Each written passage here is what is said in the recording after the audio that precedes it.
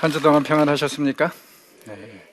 지난주에 저희는 이 모세가 어떻게 하나님하고 계속 실강이를 벌이다가 드디어 하나님께서 화를 내시면서 모세야 아무 말 하지 말고 그냥 떠나라, 그 이야기로 이제 마무리를 했습니다.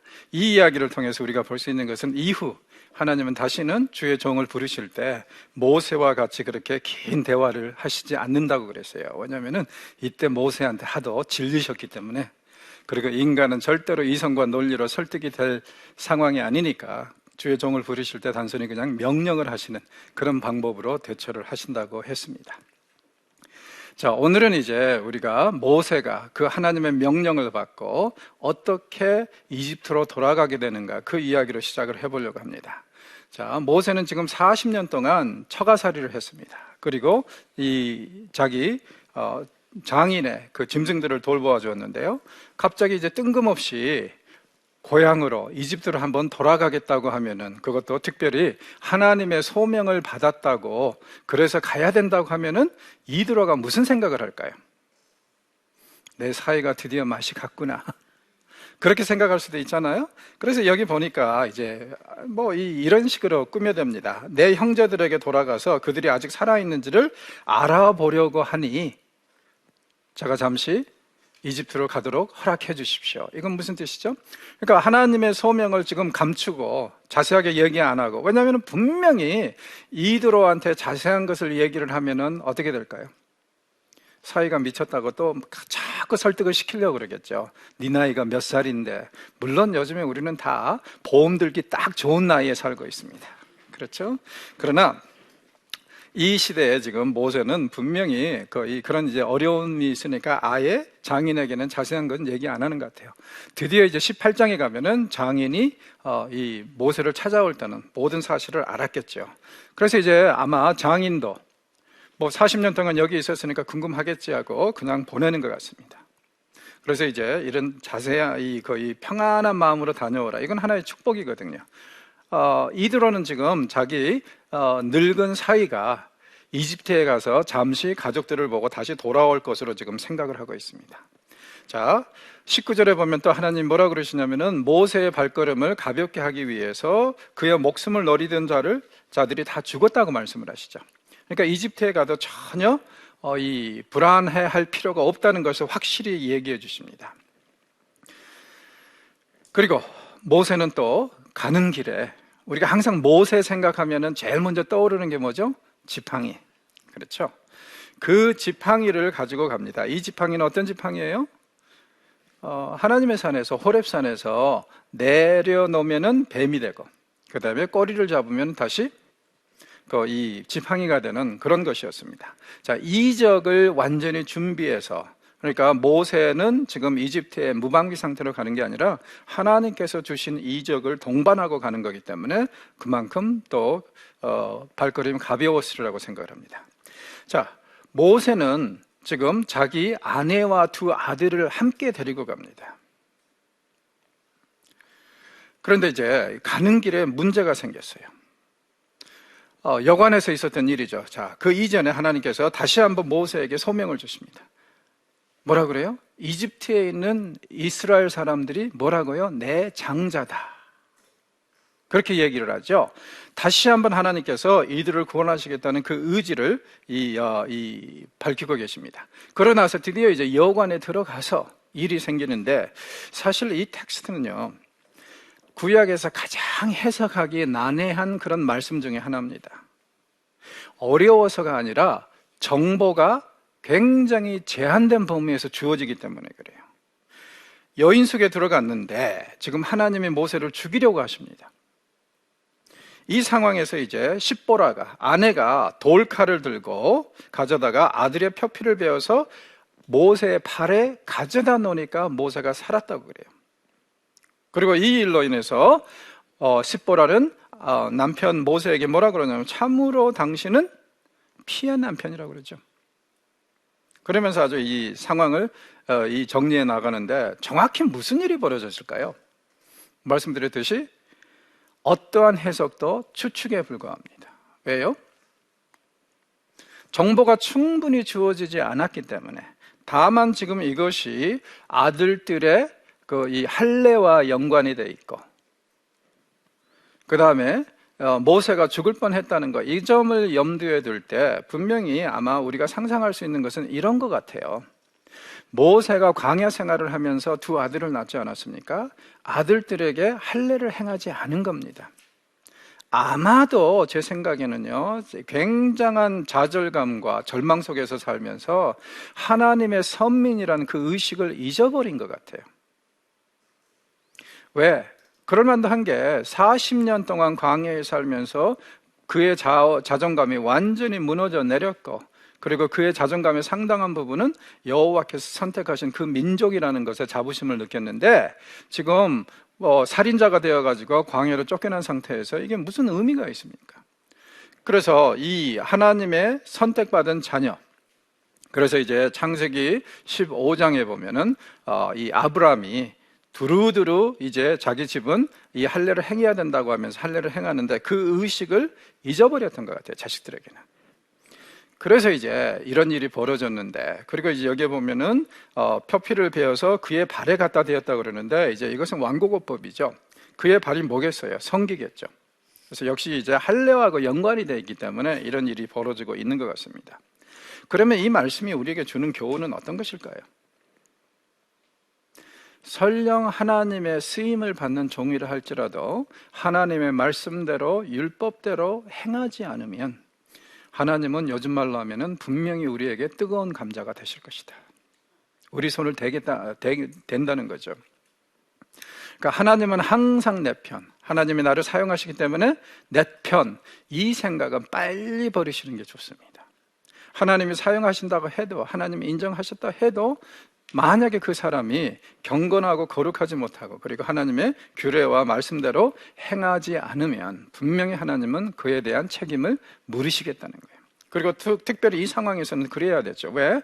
모세는 지금 이제 이집트로 내려가서 다른 사람도 아니고 하나님의 백성이라는 이스라엘을 구원하고 그들과 사역을 해야 됩니다. 자, 그런 상황에서 만약에 모세가 자기 아들들에게 할례를 행하지 않았다는 사실이 드러나면 어떻게 될까요? 마치 지금 뭐와 같냐면은 한국에서 대선이나 이 총선 때 보면은 항상 불거지는 이슈 중에 하나가 자식들 병역비리죠. 병역비리 나타났다. 본인의 병역비리 나타났다 하면은 어때요? 당선될 확률이 확 떨어지잖아요. 왜요?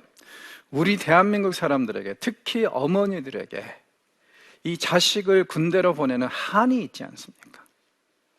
이 한은요, 아무리 신분이 높은 사람이라고 할지라도 자식 군대로 안 보내면 절대로 이게 해결이 안 돼요. 그래서 다른 건 몰라도 이 병역 비리 문제만큼은요, 우리 대한민국 사람들이 무지하게 강하게 짚고 넘어가는 것 같은데, 아마 비록 노예 생활을 하고 있는 이스라엘 사람들에게도 만약에 물어보면 당신에게 주의 백성이라는 그 증거, 즉 증표, 절대 포기할 수 없는 것이 무엇입니까? 하면은 분명히 할례 거예요.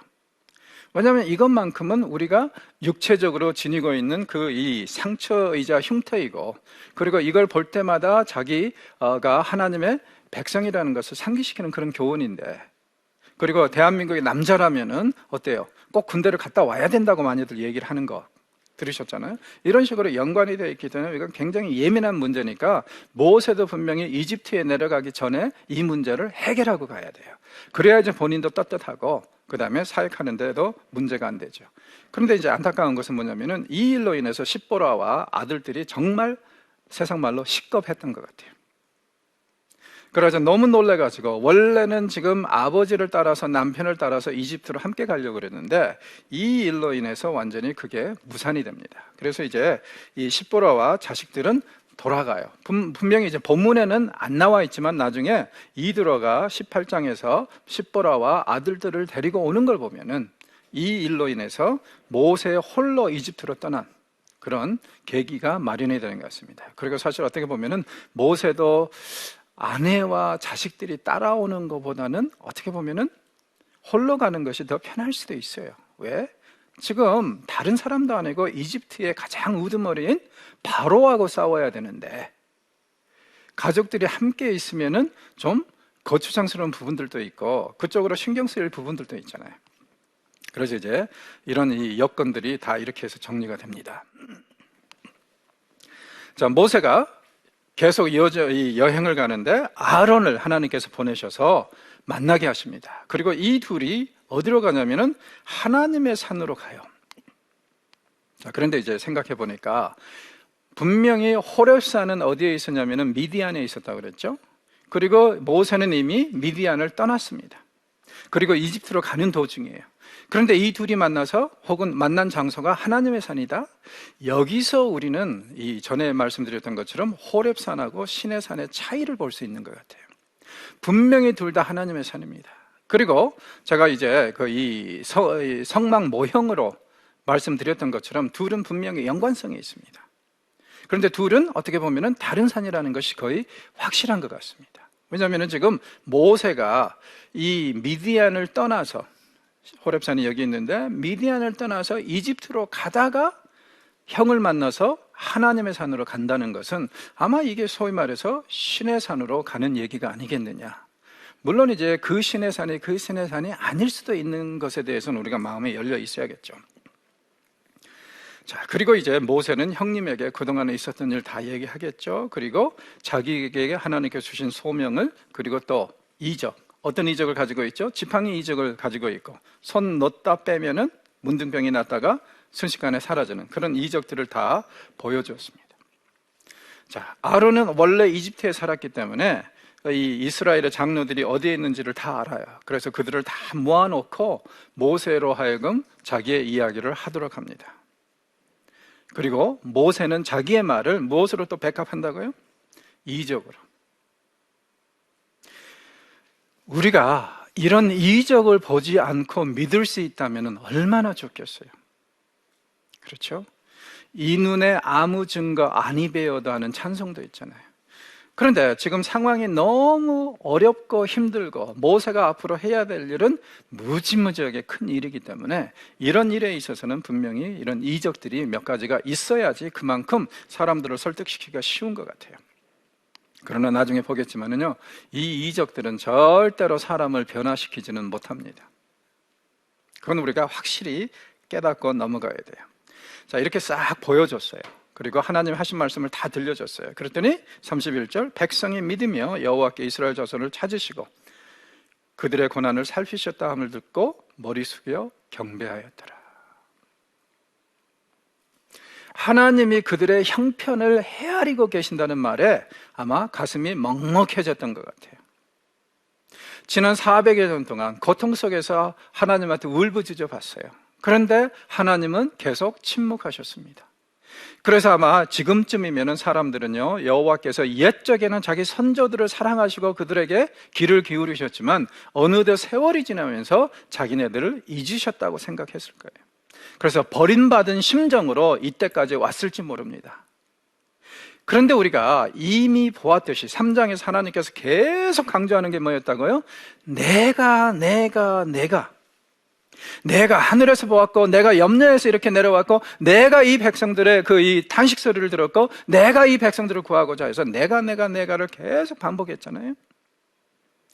그러니까 이스라엘 백성들 입장에서는 하나님이 침묵하시고 자기네들을 버리셨다는 생각까지 하고 있을 때에도 하나님은 사역하고 계시고 하나님은 그들과 함께 하시면서 돌보고 계시다는 거예요. 여러분, 이래서 우리가 절대로 우리의 감정이나 느낌으로 신앙생활하면 안 됩니다. 우리가 우리 감정이나 느낌에 의존해가지고 신앙생활을 하게 되면요, 하나님은 하루에도 몇 번씩 우리를 버리신 것 같아요. 그러나 만약에 우리가 아무리 신음 속에 있고 아픔 속에 있다 할지라도 하나님은 바로 옆에서 우리와 함께 계신다는 그 성경 말씀을 의존하고 신앙생활을 하면은 관점이 완전히 달라지죠. 그래서 여기서도 지금 백성들이 감개무량한 게 뭐냐면은 그렇게 위대하신 창조주 하나님께서 자기네들을 기억하고 계신다고? 그래서 그들의 원망이 순식간에 찬양으로 변합니다. 그래서 하나님을 경배합니다. 여러분, 그런 경험 해보셨어요? 그러니까 너무 어떤 일에 있어서 하나님을 원망했는데 어찌 이러실 수 있냐고, 심지어는 막 그렇게 대들었잖아요. 하나님, why 때려 me? 그렇죠? 왜 저를 치신하고 그러면서 심지어 하늘을 향해서 그렇게 얘기해 보신 적도 있잖아요. 내가 하나님이라면 이거보다는 잘하겠다. 그렇게 항의를 하신 적이 있죠. 아니면 여러분은 너무 경건해서 아무리 힘들어도 차마 그런 말 못하고 그저 묵묵히 주만 바라보셨습니까? 저는 성질이 좀 못돼서 그런지 그렇게 못하는 것 같아요. 하나님한테 좀 어떤 때는 대들어야 돼요. 항의해야 되고. 재미있는 것은 뭐냐면은 몇 년 지나고 나서 그 사건을 되돌아보면 그게 바로 하나님의 지혜였고 그게 바로 하나님의 인도하심이었고 개입이셨다. 이런 생각이 드는 사건들이 자주 종종 있습니다. 그러면은요, 그때는 드디어 이제 이 원망이 찬양으로 변하는 거죠. 그리고 이런 경험을 한 두어 번 하고 나면은요, 신앙생활이 훨씬 더 쉬워지는 것 같습니다. 왜? 오늘 이 순간에 예를 들어서 어떤 이해하지 못하는 왜 하나님께서 이런 일을 허락하셨을까? 왜 이렇게 하실까? 이런 의문의 사건이 일어난다 할지라도 우리에게는 희망이 있고 확신이 있지 않습니까? 어떤 희망, 어떤 확신이요? 5년 후에 10년 후에 이 사건을 되돌아보면은 이거마저도 하나님의 개입이었고 지혜였다. 이렇게 스스로 고백할 수 있는 그 희망과 소망이 있거든요. 그렇기 때문에 어느 순간에도 불안해하지 않습니다. 하나님 어디 계십니까? 이런 말들은 거의 없어지는 것 같아요. 믿는 구석이 있으니까, 확신이 있으니까. 그래서 정말 이런 경험은 우리에게 꼭 필요하지 않나 싶습니다. 그리고 이런 경험을 하고 나면은 정말 신앙이 꾸준하게, 왜? 세상 이 노래가 얘기하는 것처럼 오빠 한번 믿어봐. 이 말씀이 우리 신앙에서 하나님 한번 믿어봐로 변하고 하나님 믿었다가 아직까지 피 본 적 없잖아요. 손해 본 적 없잖아요. 그래서 이 모든 문제가 나중에 해결될 거라고 생각을 하고 확신을 한다면은 못 이겨낼 게 뭐가 있습니까? 물론 힘들고 어렵죠. 말씀드렸듯이 이런 경우에 정말 나의 삶에 너무 고난스러운 일이 온다. 그때는요, 묵묵히 그걸 이겨내거나 신앙인으로서 자태를 지키면서 그것을 이겨내려고 하는 그런 모습 안 취하셔도 됩니다. 그냥 단순히 그 순간만 이겨내고 살아계시면 돼요. 그러다 보면 좋은 날이 올 겁니다. 이 장로들 보십시오. 이스라엘 백성들 보십시오. 드디어 400여 년에 동안 그들이 끊임없이 질문했던 것. 하나님 어디 계십니까? 어찌하여 저희를 버리셨나이까? 이런 질문에 대해서 하나님이 답하고 계십니다. 그리고 지금 하나님이 염려하셨다. 무슨 뜻이에요? 머지않아 구원의 소광이 임할 것이다. 그것을 기대하는 거죠. 그러나 여러분, 세상에 믿을 수 없는 게 사람이죠. 또 세상에 믿을 수 없는 게 주의 백성이에요. 이렇게 얘기해 놓고 조금 있다 잠시 후에 하나님과 모세를 막 원망해야 됩니다. 그러니까 세상에 믿을 수 없는 게 사람이고 더더욱이 우리 자신을 믿을 수가 없는 것 같아요. 그렇죠? 그래서 그런 이제 한계를 우리가 지녔다는 거 알고 이제 다음 섹션으로 넘어가면 좋겠습니다. 자, 드디어 이제 5장에서 15장은요, 이스라엘 백성들이 새로이 거듭나는 그런 역사가 일어납니다. 여기에 보면 이제 열 재앙을 행함으로 인해서 이스라엘이 어떻게 이집트를 떠나서 시내산을 향해서 가게 되었는가, 그 여정이 기록이 되어 있는데 정말 대단한 그런 이제 일들이 벌어집니다. 자, 열 재앙이라고 그랬죠. 이게 왜 중요하냐면은 우리가 창세기에서도 보았지만 성경에서는요, 열이라는 숫자가 만수, 완전한 수라고 그러죠. 그래서 이제 창세기의 많은 계보들이 10이라는 숫자, 십진법을 바탕으로 형성이 되어 있고요. 그 다음에 종종 가나안 사람들의 숫자가 열로 표현이 되기도 하고요. 저 종족 숫자가 이렇게 이제 완전수를 가지고 있는데 여기서도 이제 열 재앙, 이게 이제 전개되기 시작합니다. 그래서 이 10이라는 숫자가 성경에서는 특별한 의미를 가지고 있다는 것을 이제 보시면 되겠고요. 이 내용을 보면은 아론과 모세가 바로를 찾아가서 거부당한 이야기가 나옵니다. 실패한 거죠. 쉽게 말해서 이 아론과 모세가 가가지고 여호와께서 말씀하시되 내 백성을 내보내라 했다 그러니까 바로가 뭐라 그래요? 세상 말로 심하게 하면 어디서 굴러먹다 굴러온 개뼈따기가 엉뚱한 소리를 해대냐, 이런 식으로 반응을 보여요. 그러나 끝에 가서는 모세와 아론이 승리합니다. 그리고 바로가 완전히 항복하고 이 백성들을 내보내려고 그래요. 그러나 이제 거기까지 가기는 한참 또 가야 돼요. 그러나 이제 슬슬 이 모세가 승리하는 이야기가 나와요. 그 과정에서 이제 중요한 건 뭐냐면은, 자, 바로가 처음에 딱 듣고 황당하잖아요. 내 백성을 내보내라고 여호와가 하셨다는 거예요. 그러니까는 이제 여러분이 바로라면 어떻게 하시겠어요? 어떤 이적도 나온 상태도 아니고. 이 인간들이, 이 노예들이 시간이 많으니까 별짓을 다 하는구나, 이렇게 생각할 거 아니에요? 그래서 엄청난 이제 핍박을 가합니다. 그랬더니 이제 당연히 어떻게 돼요? 불만이 쏟아 나와줄 수밖에 없죠, 너희들 사이에서는. 거기에 대해서 이제 모세도 좌절하고, 모세가 뭐라 그래요? 내 이래서 안 온다고 그러지 않았습니까? 왜 저를 보내셔가지고 이러냐고. 그럴 때 이제 하나님께서 모세를 만지시는 이야기가 중앙에 들어가 있습니다. 자, 하나씩 보시죠. 자, 모세가 아론을 세우고 바로를 찾아갔습니다. 자, 바로가 보통 쉽게 만나주지는 않을 텐데 아마 이스라엘 백성의 리더로서 모세와 아론이 갔고, 그 다음에 이 사람 보통 지위에 있는 사람이 아니라는 걸 알기 때문에 아마 그렇게 이제 백성들의 지도자로 만나준 것 같습니다. 간단히 얘기합니다. 내 백성을 보내라. 그러면 그들이 광야에서 내 앞에 절기를 지킬 것이니라. 내 백성을 보내라. 그러면 그들이 광야에서 절기를 지킬 것이다. 잘 보시면 중요한 게 뭐냐면은, 절기를 지키고 돌아온다는 말은 안 합니다. 그런 말은 여기에 없어요. 그리고 이제 이집트 입장에서는 만약에 광야로 내보내면은 쉽게 말해서 어떤 일이 벌어지냐면 여호와의 그 권위에 순종한다는 얘기 아닙니까? 그러니까 이것은 이제 사실은 선전포고라고 볼 수 있어요. 바로의 입장에서는 절대 그것을 용납할 수가 없죠. 그래서 당연히 바로가 뭐라 그럽니까? 여호와가 누구이기에 내가 그의 목소리를 듣고 이스라엘을 보내겠느냐? 나는 여호와를 모른다 이거죠. 자, 바로가 이 말을 안 했어야 돼요. 왜냐하면 앞으로 전개되는 10개의 재앙은 바로에게 여호와가 누군지를 확실하게 가르쳐 줄 겁니다. 그래서 바로는 자기가 지금 의미하는 것보다 더 많은 것을 얘기를 하고 있는데, 여호와가 도대체 누구냐? 이게 또 무슨 뜻이냐면요, 고대 근동 사람들은 많은 경우에 신들이, 이 왕들이요, 자기는 신들의 아들이든지 아니면은 신들이라고 생각하고 주장했던 사람들입니다.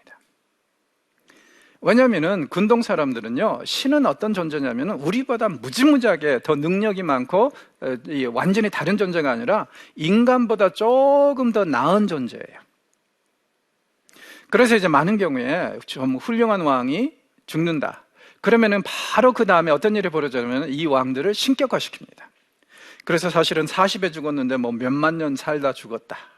뭐 적들을 뭐 500명 죽였는데 뭐 5천만 명을 죽였다는 등 이렇게 뻥을 튀깁니다. 그래서 이제 신격화를 시키는데, 여기서 지금 바로는 정식으로 하나님께 도전장을 내는 거예요. 여호와가 누구이기에 나도 그 정도의 능력은 가지고 있다 이거죠. 여호와 정도로. 그러니까 여기서 지금 그는 선전포고를 하고 있고, 하나님이 선전포고를 한 것을 그대로 되받아서 지금 뭐라 그러냐면 한번 해보자 이거예요. 자, 하나님하고 바로하고 싸우면 누가 이길까요? 바로가 바로 지죠. 예. 그럴 수밖에 없는데 이 사람은 지금 아주 큰 소리를 치고 있어요. 그리고 3절 보십시오. 뭐라 그러냐면은 이 히브리인의 하나님이 우리에게 나타나신 즉 우리가 광야 사흘쯤 가서 우리 하나님께 드리려 하니 가도록 허락하소서. 여호와께서 전염병이나 칼로 우리를 치실까 하나이다. 바로가 말을 안 들으니까 이 모세와 아론이 뭐라 그래요? 제발 우리를 보내십시오. 이건 단순히 우리가 만들어낸 얘기가 아니라 어떤 얘기라고, 무슨 얘기라고요? 하나님께서 우리에게 오셨다. 자, 이건 굉장히 의미심장한 얘기죠. 왜냐하면 지난 400여 년 동안에 하나님 어디 계십니까? 이것이 그들의 탄식이었는데 지금 드디어 그 여호와 하나님, 히브리인의 하나님이 오셨다는 거예요. 그리고 말씀하시기를 우리가 사흘길을 가서 거기 가서 제사를 드려야지. 만약에 그렇지 않으면은 여호와께서 우리를 전염병이나 칼로 치신다고 했다. 그러니까 바로에게 하는 얘기가 뭐예요? 이것은 우리에게 생존권이 달린 문제다. 그러니 우리를 내보내라. 그렇죠? 그렇게 얘기를 하는데 바로는 뭐라고 생각을 하겠어요? 당연히 생각하기를 얘들이 지금 게을러서 이렇다. 시간이 남아서 이렇다. 그래서 이제 뭐라고 그러냐면은 바로가 그날에 백성의 감독과 기록원들에게 명령하여 이르되 너희는 백성에게 다시는 벽돌에 쓸 집을 전과 같이 주지 말고 그들이 가서 스스로 집을 줍게 하라. 대신 어떻게 하라고요? 생산량은 절대로 줄어들지 않도록 하라. 그러면 이제 이스라엘 사람들은 벽돌을 굽는 것뿐만 아니라 그 재료까지, 자재까지 구해야 돼요. 그리고 내놓아야 되는 생산량은 똑같습니다. 그러니까 이스라엘 사람들에게, 이 노예들에게 가중되는 이 노동력은 훨씬 더 심한 거죠. 왜 이렇게 했다고요? 8절에 보니까 얘네들이 지금 시간이 남아서 엉뚱한 소리를 해야 된다 이거죠. 자기네들의 하나님께 제사를 드려야 된다고 그러는데 아예 이런 말이 못 나오도록 아주 일을 많이 시켜가지고 그래서 하루 종일 일하고 나서 집에 오자마자 완전히 그냥 나뒹굴어져서 자도록 그렇게 이 아주 혹독한 일을 시키라 이거예요. 그래서 9절 보면은 그 사람들의 노동을 무겁게 함으로 수고롭게 하여 그들로 거짓말을 듣지 않게 하라. 자, 바로가 지금 모세와 아론이 와서 하는 얘기를 뭐라 그래요? 거짓말. 여호와께서 가서 제사를 드리라고 했다는 그 이야기를 완전히 100% 뻥으로. 그래서 이 이야기로 지금 이 노예들을 현혹시키는 것으로 그렇게 이해를 하고 있습니다. 자, 하나님이 말씀하셨는데 이렇게 반응합니다, 바로가. 자, 그러면 이 사람 얻어 터질만 하죠?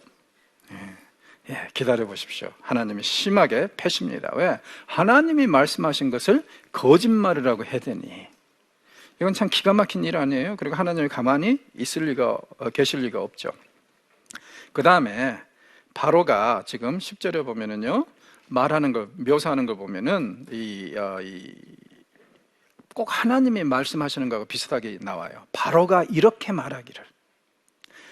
말하기를 여호와께서 말씀하시기를 똑같은 말이에요. 그렇죠? 그래서 지금 바로는 분명히 자기 자신을 여호와의 그 권위 위에 놓으면서 같이 대결을 하겠다 이런 겁니다. 그래서 이제 상황이 굉장히 어려워져요. 노예들이 평소에는 벽돌만 구우면 됐는데, 만들면 됐는데 이제는 자재까지 구해야 되니까 얼마나 힘들겠어요? 그러니 이제 당연히 불만이 터져 나올 수가 없죠. 그래서 이제 사람들이 알아봅니다. 어찌하여 이렇게 된 일인지. 나중에 알고 보니까 어떻게 돼요? 이 바로가 왜 이런 조치를 내렸냐면은 지금 모세와 아론이 가가지고 이렇게 제사를 드리게 하라. 3일 동안 길을 가서 이 얘기를 듣고는 열을 받았다는 거예요. 게을러서 이따위 소리를 했다는 것을 들었다는 거죠. 자, 그래서 이제 이 백성들이 너무 힘이 들고 그러니까는 딱 이 모세를 찾아와가지고 뭐라 그래요? 21절. 그들에게 이르되 너희가 우리를 바로의 눈과 그의 신하의 눈에 미운 것이 되게 하였다. 자, 미운 것이 되게 하였다. 무슨 뜻입니까? 쉽게 말해서 무지무지하게 냄새나는 물건으로 만들어버렸다. 자, 생각해 보세요. 코 밑에 바로 이제 좀 냄새가 지독한 것을 놓으면 어떻게 될까요? 곧장 올라가겠죠. 그리고 대번에 이걸 치워버리거나 이렇게 경물스럽게 이렇게 처리하겠죠.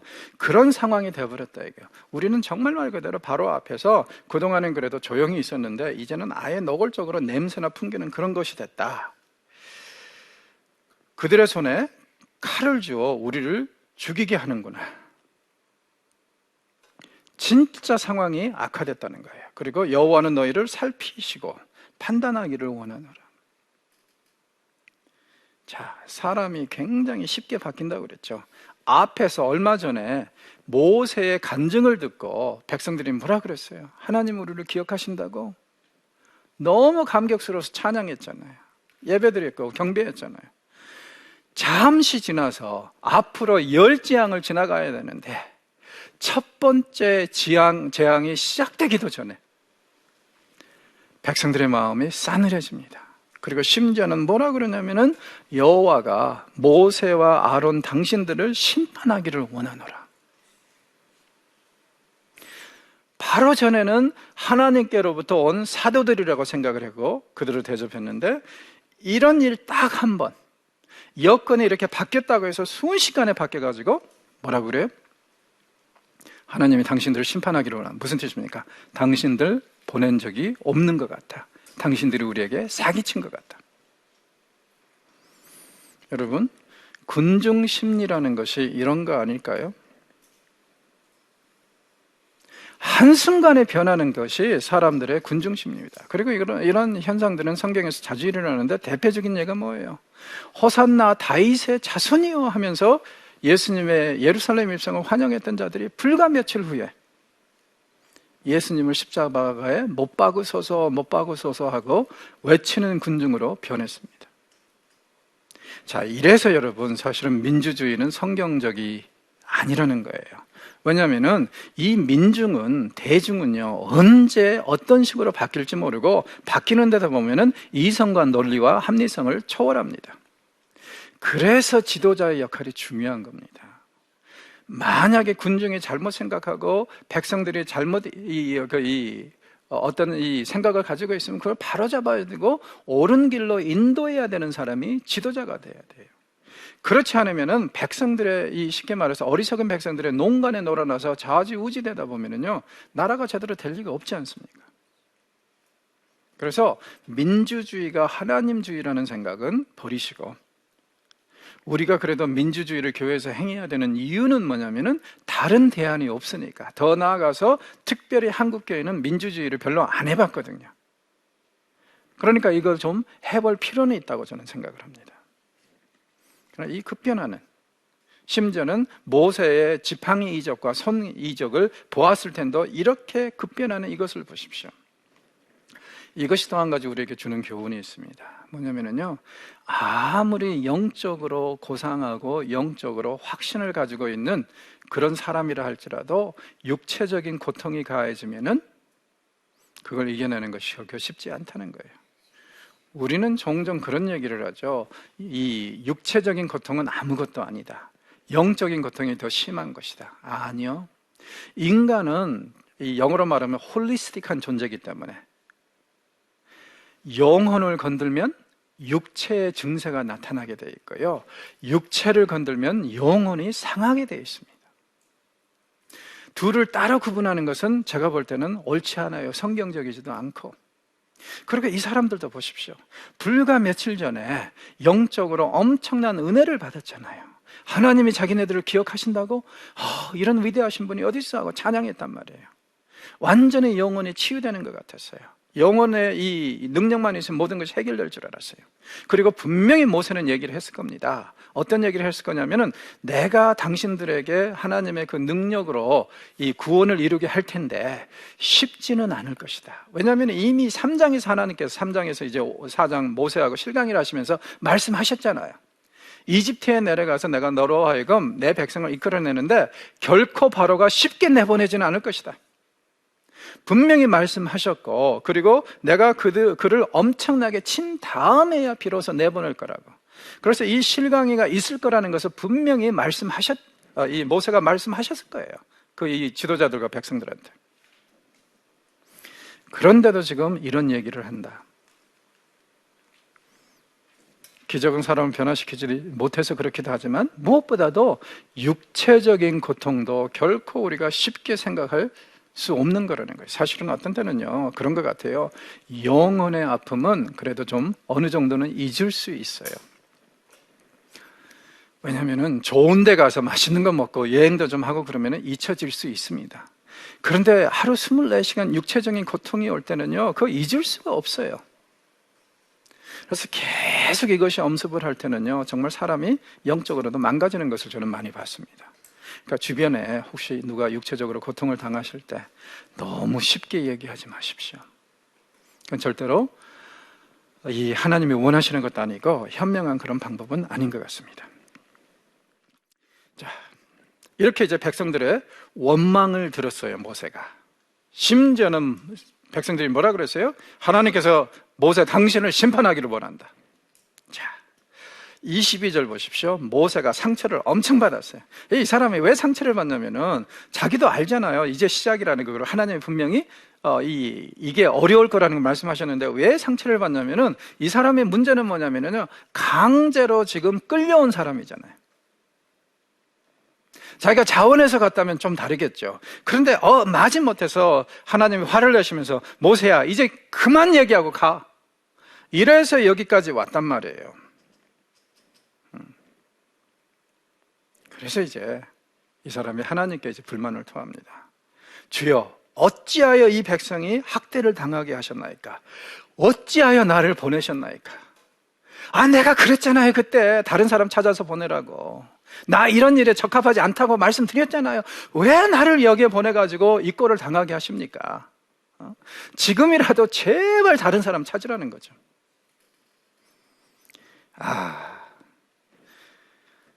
하나님이 세우신 지도자까지 이 모양이라면 참 하나님도 힘드시겠죠? 그래서 이제 참 이 앞이 깝깝하실 것 같아요, 하나님 입장에서도. 물론 모세의 그 심정을 우리가 100% 이해할 수는 없어요. 어느 정도는 이해하는 것 같아요. 왜냐하면 안 가겠다는데 억지로 보내놓고 이렇게 백성들의 원망을 듣게 하니까 누가 좋아하겠어요? 그러면서 이제 모세가 자기의 이 어려움을 이렇게 얘기합니다. 내가 바로에게 돌아가서 이 주의 이름으로 말한 후부터 그가 이 백성을 더 학대하며 주께서도 주의 백성을 구원하지 아니하시리라 하나이다.